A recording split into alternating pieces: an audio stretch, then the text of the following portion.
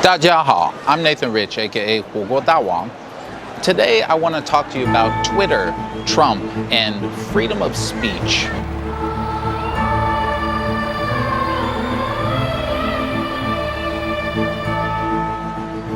I don't know if you heard or not, but Twitter started adding fact checks to the bottom of some of Trump's tweets recently, and the whole internet has gone totally crazy. Mark Zuckerberg from Facebook has spoken out against this, saying, you know, Twitter shouldn't be the arbiter of truth, which is quite fascinating to me because Facebook is doing the exact same type of thing, but much, much more strict. They decide which groups on Facebook are allowed to continue breaking the terms of service. For example, all these hate China groups. But at the same time, there's a lot of different words and links that you just can't share through their platform. And if you try to, you could even get totally banned completely. Make no mistake about Mark Zuckerberg's sudden adherence to the concepts of free speech. He really doesn't care. If he cared, he would do something about the continuous stream of hate speech against China on the Facebook platform. But anyway, Jack Dorsey, the CEO of Twitter, is trying to fight back against this. It doesn't really matter what these CEOs are debating about. That's not really interesting to me. What's interesting to me is this really highlights a strange, paradoxical issue within this concept of free speech. In the United States in particular, we now have this concept that corporations are people. So corporations can buy candidates because they're just voting. I mean, they're just people voting with their money.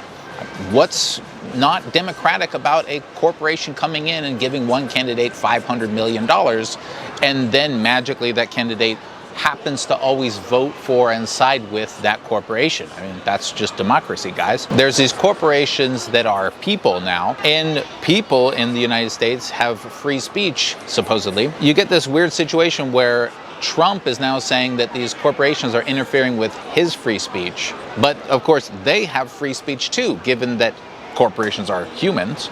Technically speaking, the corporations have the right to shut down his speech because it's just their freedom of speech. This is something I've been talking about for a very long time, and a lot of people have complained about this, and no one seems to care. But now that it's happening to Trump, suddenly it's his biggest issue. The problem is this: it's not really just about freedom of speech. It's actually more about the word freedom.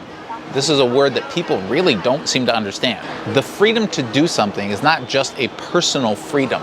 It's a freedom, therefore, to encroach on others. There's no such thing as a freedom that only affects one person. It doesn't exist. It's very clear in this example where Twitter's freedom is actually interrupting Trump's freedom. But it's also found in less obvious examples as well. For example, freedom of movement. If you have the right to go wherever you want, well, if someone else has the right to go wherever they want, then at some point you may collide, right? You're both trying to go to the same place. One of you has to forfeit rights.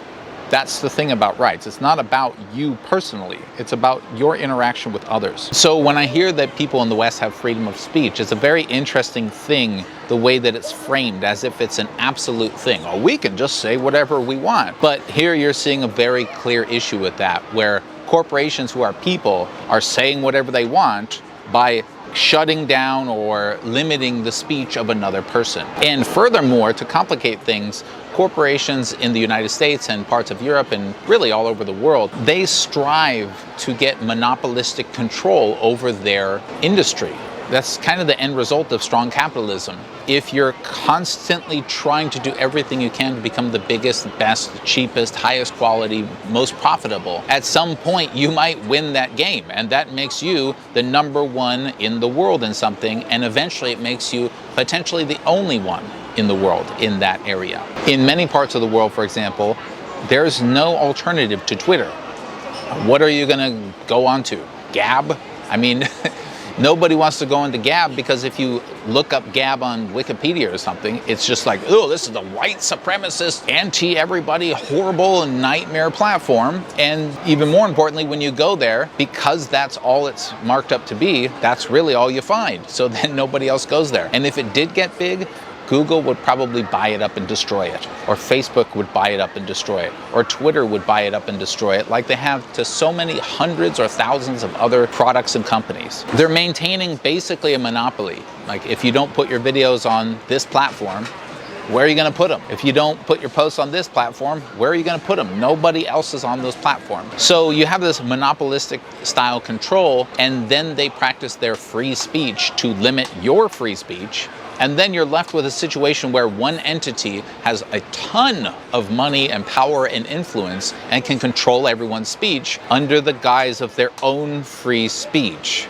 So anyway, I just think this is a hilarious and sad issue that we see in governments and situations where money is number one and people and even the government is number 2 or 3. I'll keep watching this issue, but I just thought I'd share how I see things like this. It's not even really so much about Trump or Twitter. It's just a weird paradigm that's built when people think that rights only apply to themselves. Like, I have the right to do something, therefore no one else is affected by this. It's actually a sacrifice to have a right. Somebody has to sacrifice something for you to have that right. Anyway, till next time, thanks everybody. 谢谢.